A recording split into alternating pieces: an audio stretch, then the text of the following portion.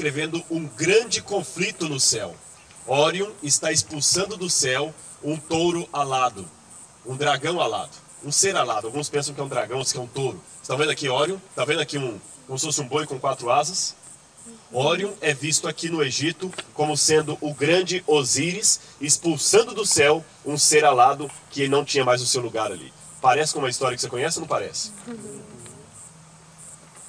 E também em Dendera você tem o teto hoje original está no Museu do Louvre, que foi tirado lá do Egito, e nesse teto você tem os desenhos das constelações e Órion aparece aqui no canto. E me chama a atenção que embaixo do pé de Órion, ao invés de ter a constelação de peixe, de Lepus, você tem a constelação de uma cobra. E ela é chamada de Basti Beki, ser caído e confundido. E Órion está pisando na cabeça da serpente. E está lutando contra o dragão. É curioso que Osíris, ou Saru al-Sar, que é o nome que eles dão para a constelação de Órion, ele era filho dos poderes do céu, do Nut, o céu, e a Geb, que é a terra. E é interessante que fala que o seu irmão Sete, que era o poder da escuridão, o matou por inveja. Peraí, a Bíblia conta um pouquinho diferente. Sete na Bíblia é o bom, é o terceiro depois de Adão, e é o bom. Foi Caim que era o mal que matou Abel. Mas aqui eles colocam Sete como sendo o vilão, o ruim. Eu fico pensando, será que não é a história da Bíblia contada na tradição do outro lado? Não é isso? Cada um tem uma maneira de contar do seu lado. Se você for à Mesopotâmia, a constelação de Órion era chamada por eles de An ou Anu, que significa o pastor divino, o verdadeiro pastor divino. E o seu nome é uma variação de Uru Aná, luz do céu. E os mesopotâmios apontavam para Órion e falavam, ali fica a luz do céu. Dali vem a luz do céu, dali os deuses vêm comunicar a terra. Isso na Mesopotâmia, na época de Abraão. Também o Gilgamesh, que foi escrito 4.000 anos atrás, ele também narra uma luta cósmica, cheia de deuses e tudo mais, mas também envolve a constelação de Órion. No Egito, eu já falei com vocês que era Osíris. Agora uma pergunta, por que Órion chama Órion? Existem 2 mitologias gregas que explicam isso aí. Eu vou contar só uma delas a vocês por causa do tempo. Uma dessas mitologias conta que havia um homem chamado Iriels. Ele era viúvo e não tinha filhos. E o seu sonho era ter um filho. E um dia Iriels recebeu na casa dele 3 forasteiros, 3 homens estranhos. Um deles era Poseidon, o outro era Mercúrio e o outro era Zeus. 3 deuses. E ele não sabia. E ele tratou muito bem aqueles 3 forasteiros. E por ter tratado muito bem os 3 forasteiros, quando eles estavam indo embora, Zeus ficou para trás e falou o seguinte, olha, você nos tratou bem sem saber quem nós éramos. Nós somos 3 deuses do Olimpo. Pois então vou te dar um presente, peça o que você quiser que você vai ter. Ele falou, pois já sei o que eu quero ter um filho. Aí Zeus promete, pois então você vai ter um filho.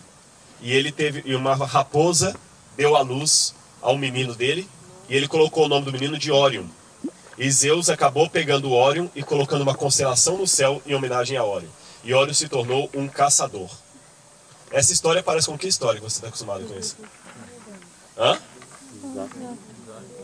De Abraão, não é isso? Abraão também recebe 3 visitantes celestiais. Um deles fica para trás e promete a Abraão que ele ia ter um filho. E nasce Isaac. Só que antes de Isaac nascer, qual outro filho que nasceu? Ismael. Qual era a profissão de Ismael? Arqueiro caçador. Então eu pergunto, será que não é a mesma história de Abraão contada na versão dos descendentes de Ismael? E é Órion que justamente isso. E por que Órion, esse destaque? Porque tinha alguma coisa especial ali. A Bíblia também fala do Leviatã e do Behemoth. Você tem aqui o Leviatã. A Bíblia várias vezes fala Deus lutando contra esses 2 animais, símbolos do mal. A serpente, o Leviatã e o Behemoth. O livro de Jó fala disso. Aí quando você vai nas cartas antigas, você vê que Órion sempre é retratado como o guerreiro celestial que expulsa do céu o dragão alado.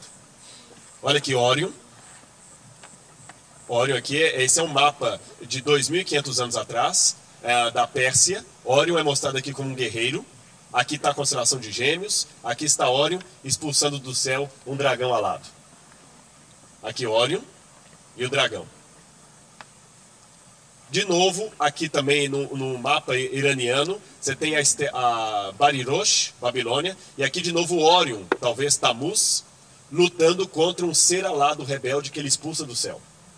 Outra cultura, mas mostrando a mesma fórmula. Orion como sendo um guerreiro que expulsa do céu um ser alado que não tem mais lugar ali. Outro, aqui Orion é apresentado como sendo o deus Ninurta, e ele está pisando na cabeça da serpente de Azag. Conseguem ver aqui? E é interessante que algumas vezes esse ser inimigo que é expulso do céu é retratado como um dragão com asas, às vezes é retratado como uma serpente. Vocês viram no Egito? Viram também na Mesopotâmia? Aqui de novo, olha. E tinha também Anzu. Às vezes essa serpente Azag é chamada de Anzu, e ela aparece na forma de dragão com asas. No Apocalipse, quando tem a guerra cósmica lá do grande conflito, fala, e foi expulso do céu o dragão, a antiga serpente. Aqui de novo, você vê aqui direitinho, Ninurta pisando na serpente.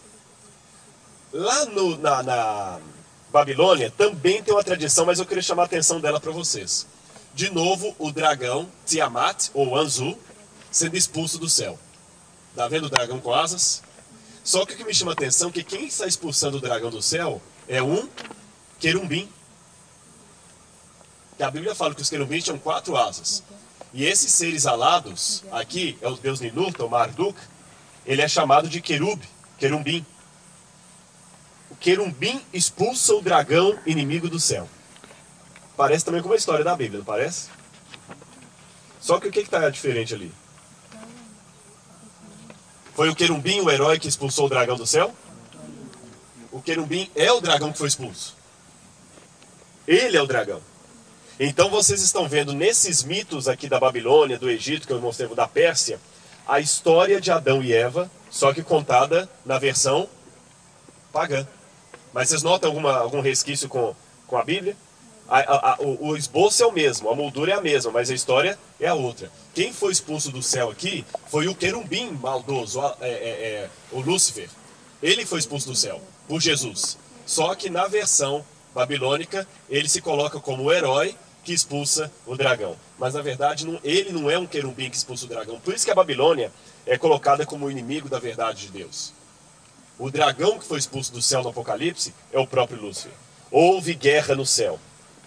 Pelejaram o dragão e seus anjos. Também Miguel e seus anjos. Contudo, o dragão foi expulso do céu e não se achou o lugar dele ali. A mesma história. E o que me chama a atenção é que em todas essas culturas da antiguidade, e outras que eu poderia mostrar, o Órion sempre é a constelação que mostra isso aí. E naquela época, pessoal, as pessoas não sabiam ler nem escrever. Então sabe o que os pais faziam? O que eu estou fazendo com vocês aqui. Sentavam os filhos, apontavam para as estrelas no céu e começavam a contar a história apontando para as estrelas. As estrelas eram o flanelógrafo, era o PowerPoint da época. Ia contando. E é muito curioso que eles contam uma história parecida com a história do grande conflito, da guerra do grande conflito entre o bem e o mal, só que na versão de Lúcifer. Aqui também no Egito você tem Órion retratado como Osíris, entre 2 querumbins alados. Olha aqui, mais um aqui, ó. Um querumbim protetor, protegendo a glória de Osíris. Igualzinho a Bíblia fala que Deus tem os querumbins ali. São deturpações. Aprenda uma coisa, ninguém falsifica uma nota de R$3. Não existe. Ninguém falsifica. Ele sempre vai falsificar uma que existe. E ele vai tentar imitar ao máximo. Então não se assombre no paganismo ter tanta coisa semelhante à Bíblia, porque a fonte de todos é a mesma. Tradição adâmica. Até no Egito, Órion era tão importante que as 3 pirâmides